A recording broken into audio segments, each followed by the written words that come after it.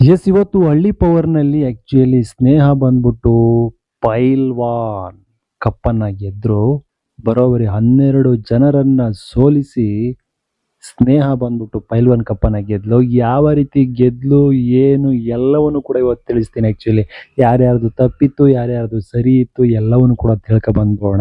Actually ಇವತ್ತು ಆ, Bibi ಬಿಬಿಗೆ actually ಕೇಳ್ತಾರೆ, ನಿಮ್ಮ ಆಪೋಸಿಟ್ ಯಾರನ್ನ ತಗೊಳ್ತೀರಾ ಅಂದ್ರೆ, ಹಿಂದೆ ಎಲ್ಲ ಹೇಳ್ತಾ ಇದ್ಲು ನನಗೆ ದರ್ಶಿನಿ ಬೇಕು ಅಂತ. ಆಕ್ಚುಲಿ ನಿನ್ನೆ ದರ್ಶಿನಿ ಮನೆಗೆ ಹೋಗ್ಬಿಟ್ಲು.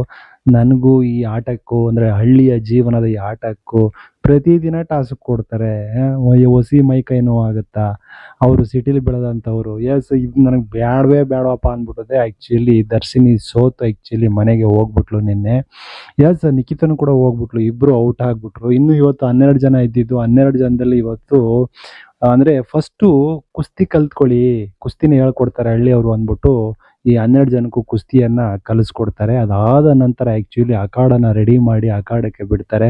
ಅದರಲ್ಲಿ ಇಬ್ಬಿಬ್ಬರನ್ನ ಬಿಡ್ತಾರೆ. ಇಲ್ಲಿ ಯಾವ ರೀತಿ ಕುಸ್ತಿ ಅಂದರೆ, ಸುತ್ತ ಏನು ಮಣ್ಣಿರುತ್ತೋ ಅದ್ರ ಕೆಳಗಡೆಗೆ ನೀರಿರುತ್ತೆ. ಆ ನೀರಿಗೆ ಯಾರನ್ನ ತಳ್ತಾರೋ ತಳ್ಳಿದವರು ಗೆದ್ದಂಗೆ, ಕೆಳಗಡೆ ಬಿದ್ದವರು ಆ್ಯಕ್ಚುಲಿ ಸೋತಂಗೆ. ಈ ರೀತಿ ಇರುತ್ತೆ ಆ್ಯಕ್ಚುಲಿ. ಈ ರೀತಿ ಇರಬೇಕಾದ್ರೆ ಬರೋಬ್ಬರಿ 12 ಜನರಲ್ಲಿ 6 ಜನ ಗೆಲ್ತಾರೆ. ಅವ್ರು ಯಾರು ಅಂತ ಹೇಳ್ಬಿಟ್ಟು ಕೊನೆಗೆ ಯಾವ ರೀತಿ ಈಕೆ ಸ್ನೇಹ ಗೆಲ್ತಾಳೆ ಅನ್ನೋದನ್ನು ಕೂಡ ನಿಮಗೆ ತಿಳಿಸ್ತೀನಿ ನೋಡಿ.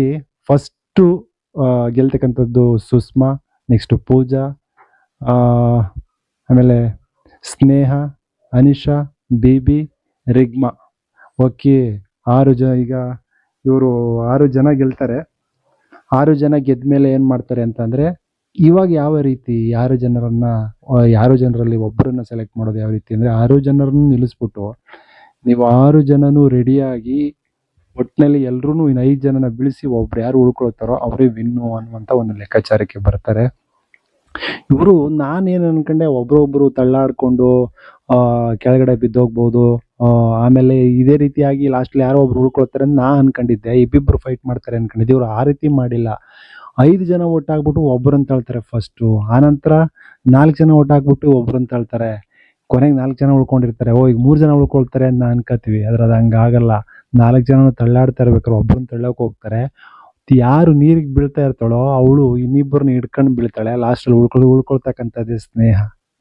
ಹಂಗಾಗಿ ಇವತ್ತು ಸ್ನೇಹ ಆ್ಯಕ್ಚುಲಿ ಆ ಒಂದು ಪೈಲ್ವಾನ್ ಕಪ್ಪನ್ನು ಹಿಡ್ಕೊಂಡು ಗೆದ್ದಿದ್ದಾದ ಮೇಲೆ ಆಕೆ ಮನೆಗೆ ಬಂದು ಮನೆಯವರಿಗೆ, ನೋಡಿ ನೀವು ಪ್ರತಿ ಸಾರಿ ನೀನು ಸೋಲ್ತಾ ಇದೆಯಾ ಸ್ನೇಹ, ಈ ಕಪ್ ಏನಾದ್ರು ಗೆದ್ದು ತಗೊಂಡ್ಬಮ್ಮ ಅಂತ ಇದ್ರಲ್ಲ, ಕಪ್ ತೊಗೊಂಡು ಬಂದಿದ್ದೀನಿ ಅಂದ್ಬಿಟ್ಟು ಮನೆಯವರ ಹತ್ರ ಎಲ್ಲ ಕೂಡ ಸಂತಸವನ್ನು ಹಂಚ್ಕೊಳ್ತಾಳೆ. ಅದಾದ ನಂತರ ಊರಿನ ಅಪ್ಪ ಅಮ್ಮನನ್ನು ನೆನೆಸ್ಕೊಳ್ತಾಳೆ. ಅಂದರೆ ಏನು ಸಿಟಿಲಿ ಇದ್ಲೋ ನಿಜವಾದ ಅಪ್ಪ ಅಮ್ಮನ ನೆನೆಸ್ಕೊಂಡು, ನೋಡಿ 8 ದಿನ ಆಗಿದೆ, 8 ದಿನಕ್ಕೆ ಬಿಟ್ಟಿರೋಕ್ಕಾಗ್ತಾ ಇಲ್ಲ ಅವರಿಗೆ. ಯಪ್ಪಾ ನೋಡಿ. ಆಮೇಲೆ ಇನ್ನೊಂದು, ಇವ್ರಿಗೆ 8 ದಿನಕ್ಕೆ ಸಾಕಾಗ್ಬಿಡೈತೆ. ಏನು ಮೊದಲೇ ಬಂದ ತಕ್ಷಣ ಏನು ಜೋರಾಗಿ ಕಿರ್ಚಾಡೋರು, ನಾನೇ ಗೆಲ್ಲೋದು, ಎಲ್ರೂ ಸೋಲ್ಸ್ಬಿಡ್ತೀನಿ, ಹಾಗೆ ಹೀಗೆ ಏನು ತೊಡೆ ತಟ್ಕೊಂಡು ಬರ್ತಾ ಇದ್ರು. ಇವಾಗ 8 ದಿನಕ್ಕೆ 8 ಟಾಸ್ಕ್ಗಳು ಫುಲ್ಲು ವೀಕ್ ಆಗ್ಬಿಟ್ಟಿದ್ದಾರೆ. ಸಾಕಪ್ಪ ಅನಿಸ್ಬಿಟ್ಟೈತೆ. ಇನ್ನೂ 90 ದಿನ ಇರಬೇಕು. ಯಾವ ಮಟ್ಟಿಗೆ ವೀಕ್ ಆಗ್ತಾರೆ ಅಂದರೆ, ಇವತ್ತು ಇನ್ನೊಬ್ಳು ಹಾಸ್ಪಿಟ್ಲ್ ಸೇರಿದ್ದಾಳೆ.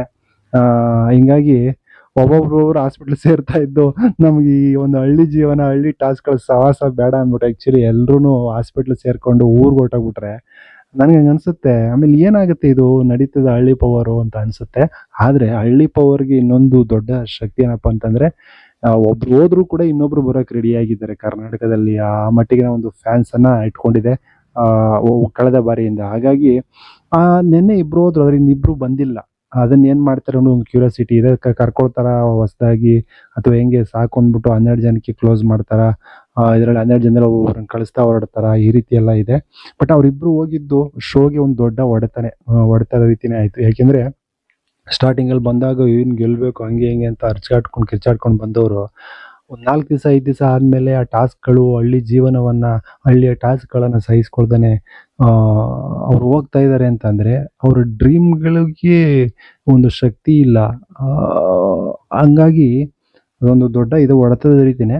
ಬಟ್ ಅವನ ಶೋ ದೊಡ್ಡ ಪಾಪ್ಯುಲರ್ ಆಗಿರೋದ್ರಿಂದ ಬೇರೆಯವ್ರು ಬರ್ತಾರೆ, ನಡೀತದೆ. ಅದೇನು ನಾವು ಎಂಥ ಶೋಗಳೇನು ನಿಂತೋಗಲ್ಲ.